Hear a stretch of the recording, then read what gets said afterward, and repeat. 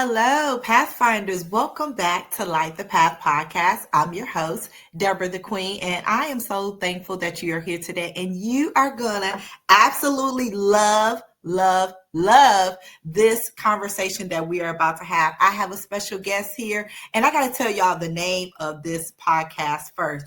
But before I do, make sure that you subscribe on all social media platforms. If you're on audio and you're listening, go ahead and subscribe and follow. And if you're here watching on YouTube, thank you so much. Make sure you subscribe and hit that notification bell. You will not be inundated with too many dings, but you will be notified when new episodes are up. I want you to know this is going to be a good one. We are continuing the Grace series in season 5 of the podcast, and the theme is Grace. And today, title is Grace Project with Dr. Butler. Let me read you his bio. It's so extensive. It was hard for me to condense it down, but look, I did a little bit. I think I did good. Y'all listen to this. Dr. Butler is a theologian, author, life coach, veteran, and a community leader who has built his legacy on faith, service, and empowering others. From global missions in Africa and India to building homes for veterans right here in South Carolina, his journey is nothing short of extraordinary. Join us as we explore what it means to live a life of purpose, service, and intentional success. Y'all help me welcome Dr. Butler to Light the Path. Hello. God bless you, Deborah. Thank you so much for inviting us here with you today, and you and your audience. Thank you so much for being here. I appreciate my sister, Melissa Hunter, being the plug for this, getting us connected, and it went from idea to inception. And so I am godly proud and happy to be connected to her, and she is connected to you. So I love this sphere of influence that is happening right now. And then your podcast name has grace in it. So I'm like, moments of grace. Thank you. Thank you so much, Dr. Butler, for joining us today. So many things to jump into. I had to write my questions down because I'm like, you know what? It's so much. It's so rich. So many things I want to know that I got to keep myself on track. Your background, Dr. Butler, is deeply rooted in theology and academic teaching. What inspired the shift from classroom hands-on to ministry with the Grace Project? Well, Deborah, the journey's been a 35-year journey for me. I'm originally born and raised in the Bronx, New York. And so that was the etymology of my beginning, the genesis of our beginning. Actually, to be honest with you, my family were Muslims. And so I was a practicing Muslim for 9 years as an adult. And believe it or not, the Quran led me to Yahshua, led me to Christ, because the word, the Quran talks about the Maka Adib, the one that shall atone for our sins. And so I only found him in one place, and that was through in Jesus Christ. And so that was kind of led my journey to find the Lord. I'm a former soldier. I've worked in corporate America. As you said, I've been teaching and was pastoring. I've been pastoring for 35 years. Right before the pandemic, I had cancer. In fact, went through several cascading events in my life. My only sister, she passed in 2016. 8 months later, my father died of the same prostate cancer that I had. And while I was with him, while he was dying, God was speaking to me that sometimes he uses the very thing that appears that's going to take us out to show us his glory. And so the next month, my father didn't even know, the next month I had my surgery. Like I said, he died from the same cancer that I had. And I had the cancer the same cancer he had while he was in the hospital room dying. And my job was to pray with him, to console him, and to be there for him. I wasn't there to put my burden on him as he was going through this. After the surgery, and let me just put a pin in it right there, Deborah. God is so good that whether we're in the fire, whether we are in the storm, he is there with us at any moment. He could wake up and say, peace be still to the things that are in our lives. And that's exactly what he did with the cancer.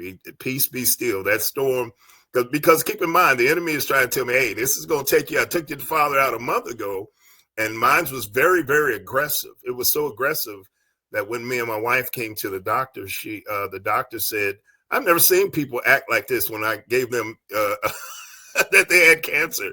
And we said, well, you don't understand who our God is. Yes. Bigger than our problems and situations. Amen. Big G, okay? That's what I say. Big G, capital G. There you go. You just don't understand. So we went into this thing with faith. And like I said at the time, whatever God decided to do, then I was for it. But I was pastoring at the time, been pastoring for about 30 years at the time. And God led us out of that because I had health complications after the surgery. And this is the funny part, my dear sister. So we're investors and everything. And I retired from corporate America in 2015. And we also own a company. We teach people how to invest and things of this nature. And God has really, when I say God has really been good to this old boy from the ghetto. Now I know that may not be politically correct to say the ghetto, but I am who I am and I am what I am. Bless the name of God. So we buy property, we transfer for property and sell it, we flip it, the whole gamut, as well as, like I said, we are avid investors, and we had just purchased some property.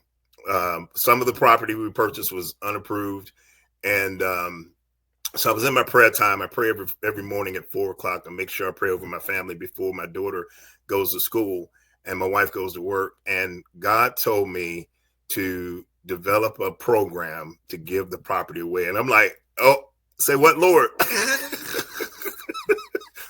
Okay. I want to make, okay. Now we just spent this money on this property that we just purchased.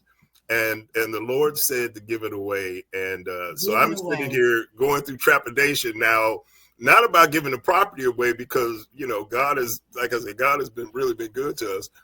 Wasn't really concerned about that. My concern was, how do I tell my wife that we're supposed to give this property away, And so I go to my wife, Crystal, and I said, Crystal, the property we just bought, a few days ago, we're looking at developing this land, doing duplexes, selling it, so on and so forth.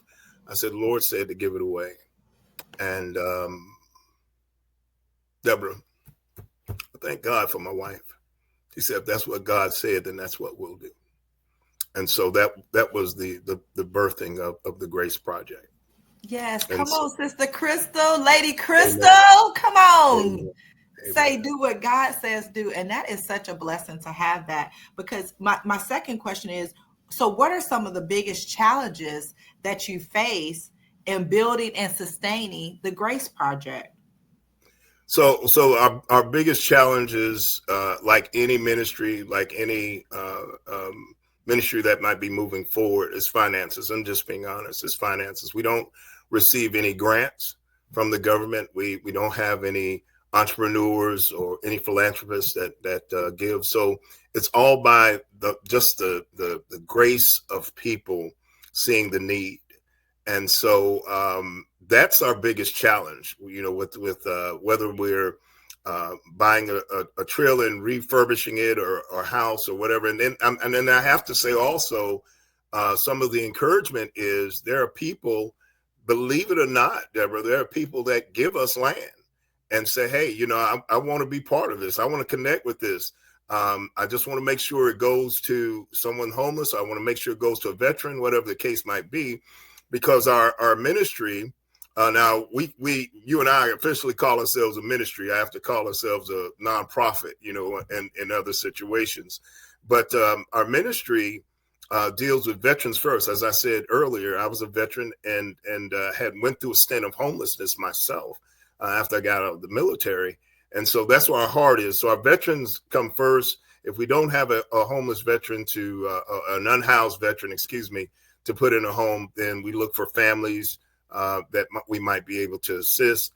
And as you said, we've just completed a project, 2-bedroom, 2-bath home. We bought the trailer, put it on property, and we have a young man that we're vetting right now to put in that property.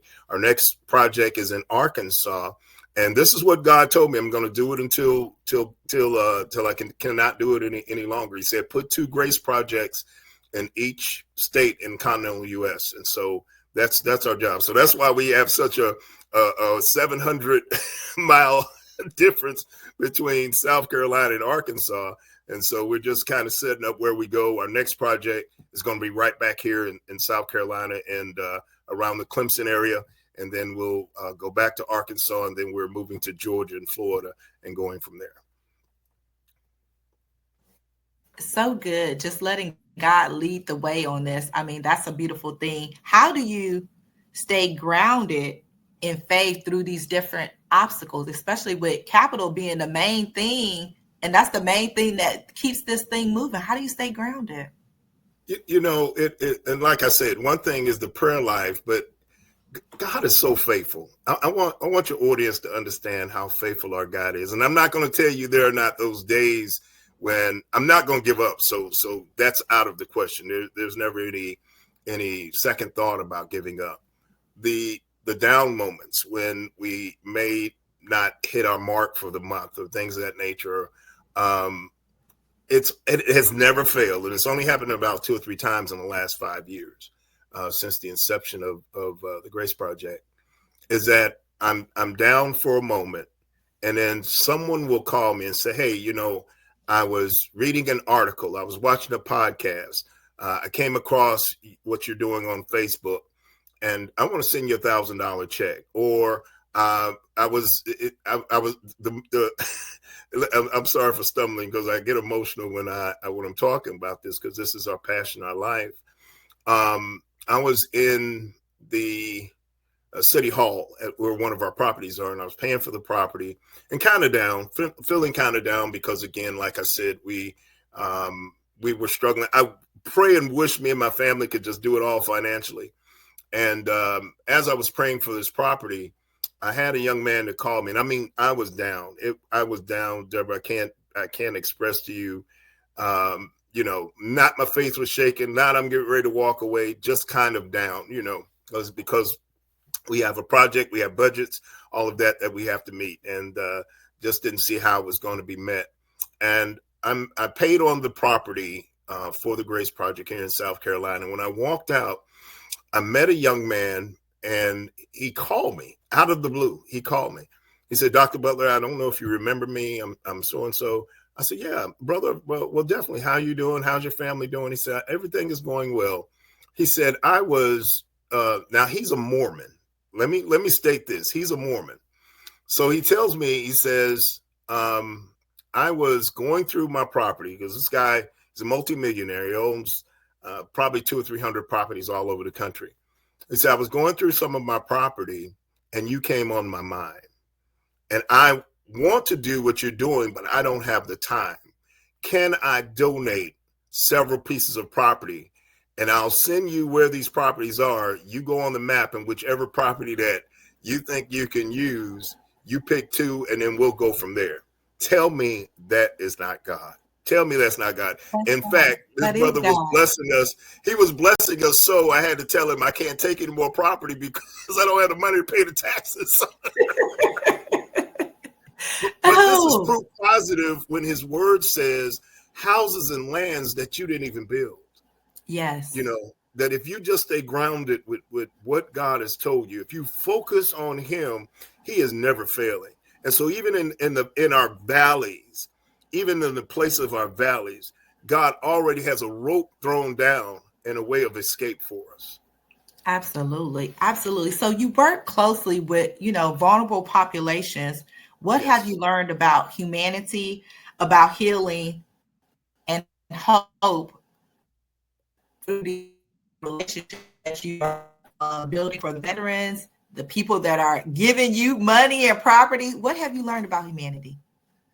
Well, one thing I have learned is, Deborah, regardless of what we see about people and we see in our society and some of the hatred and everything, there are still people that have the heart of Christ and that still have the eyes of God. There are still people that have a heart to give. There are still people that want to give, that want to volunteer, that want to share. At the same time, it's told me one thing, because you would imagine, because our just the layout on our program is, we help people get jobs. It's a program. It's we the house is the carrot. The house is kind of the carrot. We want to we bring them in. We teach them how to invest. We do their resume. If they're disabled or whatever the case might be, we try to work to get their benefits, whatever the case might be, because we don't want them to go back into poverty. And so one of the other things that I've learned is, even though for you and I, that might seem noble, it might seem like it's something that we would want. Not everybody out there wants that's unhoused right now.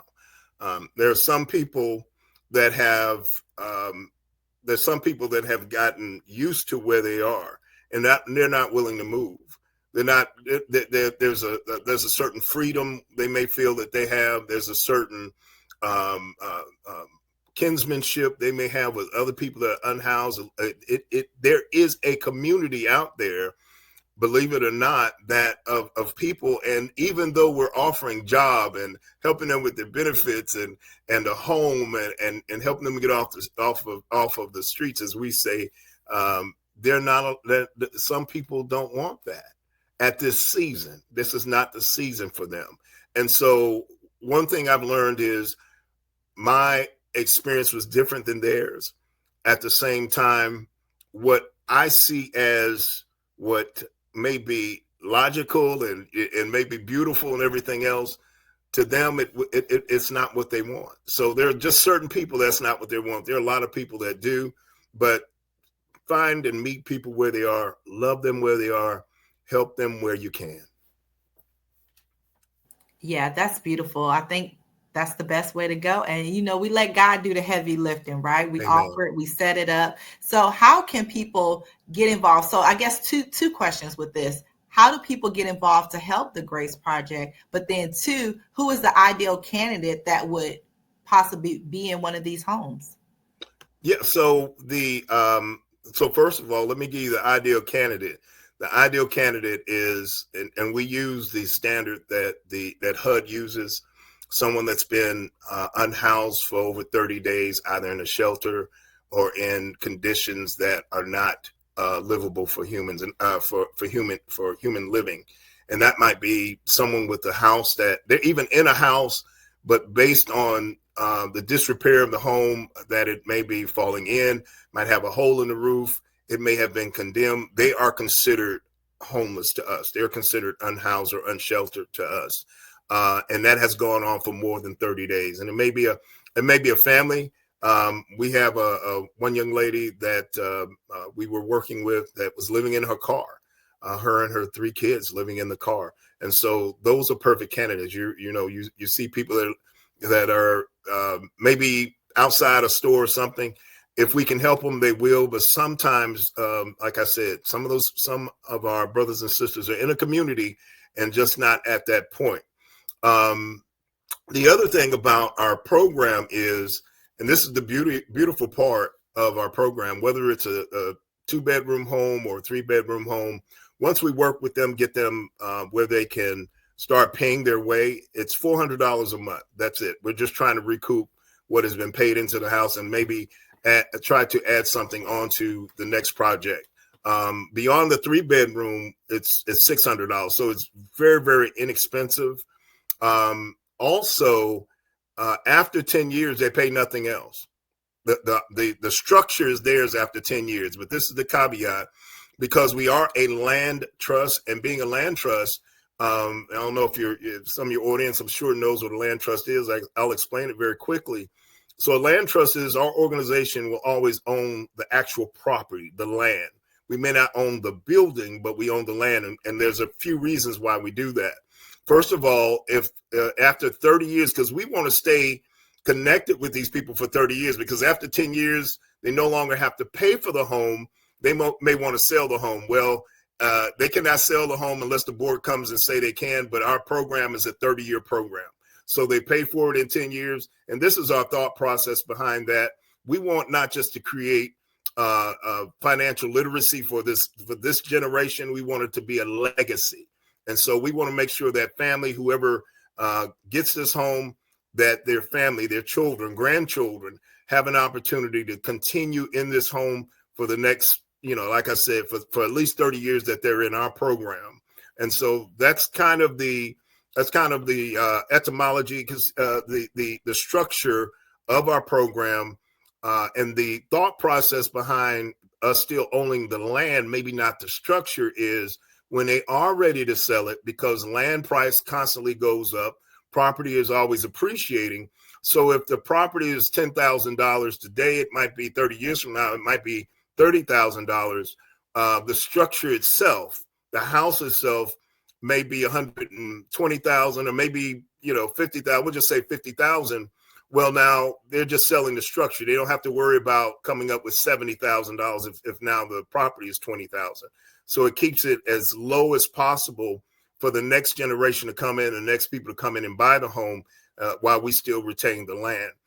The other way is, like I said, getting back to your question, kind of in reverse, is that you can go to Grace Project, graceprojectshomes.com or graceproject.info, graceprojecthomes.com, graceproject.info. For any information there, you can volunteer, you can give, you can, our address is there. You can send donations, you can do Cash App, Square, whatever the case might be, if you want to donate.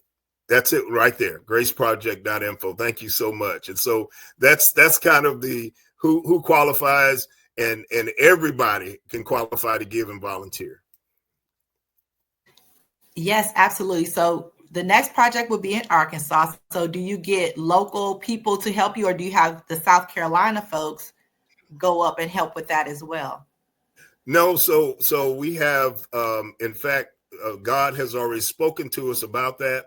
So for the community that we're in, and this is the other side of this, Deborah. So for the community that we have our Grace Projects in, we actually connect with local leaders there. It's so much so that for our homes in Arkansas, that we actually backed. I don't mind saying it. We backed a city council person that's sitting on the seat, because we understand that we're going to need some political capital, not just financial capital, but we're going to need some political capital. So let me also state this: none of those funds come out of the Grace Project. This is funds that my wife and myself paid to help a candidate that we feel has the heart of the Grace Project, because we all have to be real, guys. If people do not hear you any longer, their hearts are not in the place any longer to love and do what's right. So you got to have a seat at the table, and sometimes having a seat at the table, unfortunately, means having manna. It means having some green and backing the people that will help you to move forth your agenda. I'm just being honest. And so every place we go, we make sure that we talk with the mayor. We go in, we talk with the mayor, tell the mayor what's going on. And what's so funny about most of the places is they'll say, well, what can we do? I say, I just want you to know that this is nothing else. If there's nothing else, it's a photo op for you to understand that there is an organization that's coming in, that's doing some great work to help you in your community, that's going to save money for your police department. It's going to save money with your social services, that we're going to take that piece one house at a time, as long as we're in that community. And talking with the mayors, I haven't had any mayor that said, this isn't anything I don't want to be a part of. So not only are we dealing with elected officials, city council persons, but also, like I said, the mayors. We go into the police department. We tell them what they're going to do. And believe it or not, since we're working on our projects, they patrol our properties while we're not there.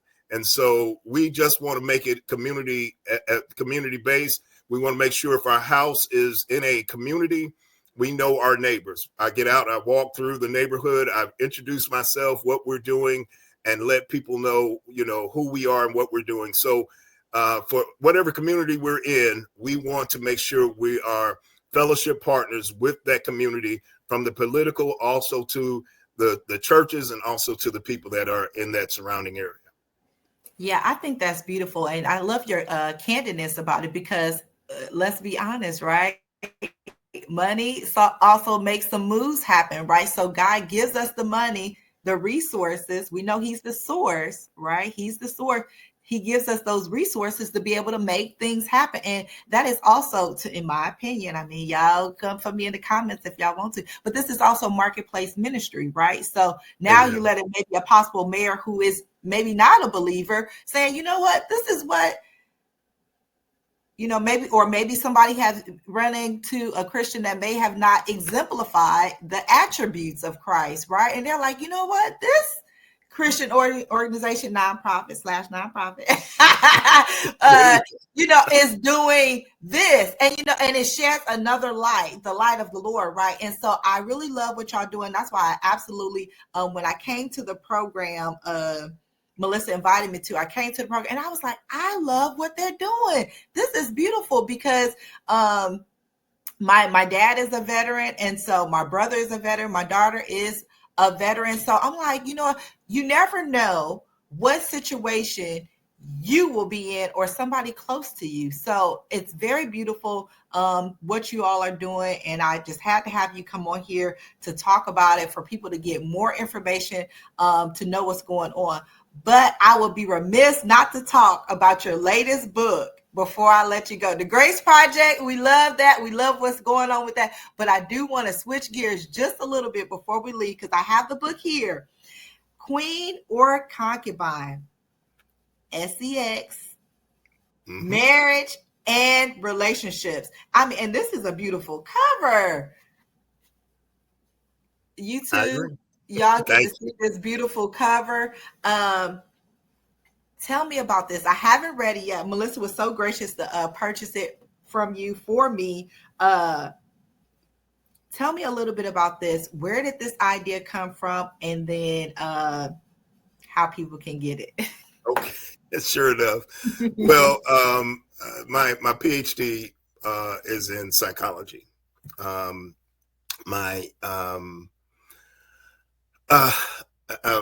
gathering my thoughts. Again, like I said, you all forgive me. I get caught up when things are really passionate to me. My master's thesis was called The Alpha Fracture, dealing with how men change their lives from being warriors all the way to diplomats to the sandbox. For those that are into psychology, I'm more of an Adlerian, more than a Freudian, and more of an Adlerian. Using some of Adler's ideas is how we wrote our thesis and defended our thesis. So I've dealt with men. I am a man, as you can see. I've dealt with men, and although I believe what the Word of God says, that He pours His flesh out on, He pours His Spirit out on all flesh. Written several books. Had a regional bestseller. My first book, The Power of Your Destiny, How to Harness the Centrifugal Forces of Life. And a lot of the people that were purchasing our books, like I said, the books that we've written, we wrote a devotional before this one, have been females. And unfortunately for me, I'm looking at society, and I said, now, even though my thesis was for men, and a lot of my books have been to, even though they're not specifically for females, they've been there to encourage females. So taking a step back, looking at from a biblical standpoint, looking from a theologic standpoint, as well as a man, I looked at the marketplace and realized that men write books for men. Women write books for women, but there was nobody that was writing a book to cross that bridge. And so that's where this book was birthed. The sad reality, my sister, and what I wanted to bring out some of the powers in this book, because the first chapter I wanted to hit hard. And let me explain very quickly my own story. Is my father and mother, I was a child out of wedlock myself. And my mother did everything she could not to tell me anything about my father. My father, I talked about, that died of cancer. He was not my biological father and never had the opportunity of adopting me. And so I'm that child, as many in our communities are, that had a father that he didn't know, because I never met my father. And here's my mother as if it was some state secret about my father that she didn't want to tell.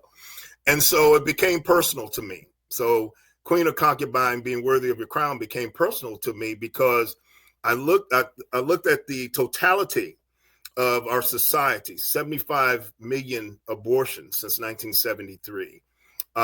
Looking at the totality of and we don't even talk about these subjects any longer in our communities because they are so vast. Illegitimacy. And like I said, we talk about the pandemics, but I'm giving you some statistics that are real, and these come from the CDC, is that before a female is age 20, the statistics are right now, 80% of them would have had a child before age 20. That to me is pandemic levels, okay? And so what we did was I tracked the whys. I believe in the whys. One thing, and I'm going to use two things as we move forward, Deborah, is one thing was the sexual revolution. The sexual revolution back in the 60s, and a lot of things happened. We know Kennedy was assassinated, Martin Luther King was assassinated, all these leaders were assassinated. Here was the season of free love and these things. And I just want to give you these names very quickly. Helen Gurley Brown, who was the former editor-in-chief of Cosmopolitan, Esther Grinsham, who was in charge of Planned Parenthood. She was an advocate. Marsha P. Johnson, who was a transgender person, and Betty Dodson, who was the author of Self-Love. Now, those were considered the mothers of the sexual revolution. But I want you to get this. In April 3rd, 2021, when Hugh Hefner died, the AP put out that the person who started Playboy, who was the progenitor of the sexual revolution, has died. And each and every one of these ladies that I shared with you, each and every one said they wish they had never started the sexual revolution, because, be honest, if we're honest, the only people that the sexual revolution has helped out has been men. It's given men an opportunity to get women pregnant, use women, and walk away. And so the only people like I said, Playboy or whatever, pornography and all this other stuff, the only thing the sexual revolution has assisted has been men. And so the sexual revolution, even though started by women, you were not the beneficiaries of it. So that's number one, is the sexual revolution. Secondly, in the 60s and 70s, keep in mind, we came out of World War I, came out of the Korean War. As a nation, we were more militarized. So young people, being rebellious, try to find another way to throw in their father's face, to throw in tradition's face, that they were free. And the one way that our society did that was through sex, unfortunately. And so that's kind of the birthing of this book. And like I said, it goes a whole lot deeper. Like I said, that first chapter is staying in your crown. So just a little bit about my reason why I wrote the book was personal, but also looking at the social piece. Keep in mind, I have a 15-year-old. And as I look at her and her friends, coming to the realization of the statistics, that out of 10 of her and 9 of her friends, 8 of them will be pregnant by age 20, based on statistics. I don't care what God doesn't give us a spirit of fear, but that's scary to me as a father. Yes, and I absolutely agree with you. And I was, as I was looking through the book, getting myself ready to read it. Yes, these, I'm gonna read the chapter names to y'all so y'all know, because y'all gonna want to get this. I mean, just with what you said right there, it makes people want to get it. But like you said, chapter 1, stains on her crown. Chapter 2, why God ordained marriage. This one, I like this one. Relation shift. Because obviously there's a shift in that. The Proverbs 31 queen, you are not trending. True queens create kings. The Jack and the Beanstalk effect. Transformational or transactional women. I'm just sit that one right there for y'all. All right. The Can Harlem I share a little mentality. bit on that, Deborah, real Yes, quick? go ahead.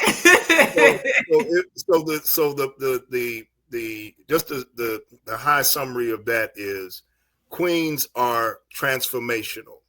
Okay, queens are transformational. They get a man, he becomes a husband. Yes. She gets a house, it becomes a home. Yes. She transforms everything that is in her sphere based on her getting married. I'm just going to be honest with you all. Yes. Based on her being married and God putting his hand on their marriage. Unfortunately, sometimes, not everybody, and I'm not here to hurt anyone. I'm not here to tear anyone down. Unfortunately, in some of our situations, what we may call a concubine, of this concubine thought process of having a child out of wedlock, you become transactional. You're waiting on the child support check. You're waiting on the government to send you. So everything in your life is you waiting based on transactions instead of you being proactive, being a queen and moving things forward based on transforming. And so I just wanted to put that in it's a lot deeper than that, but that's just the high part of that transformational or transactional.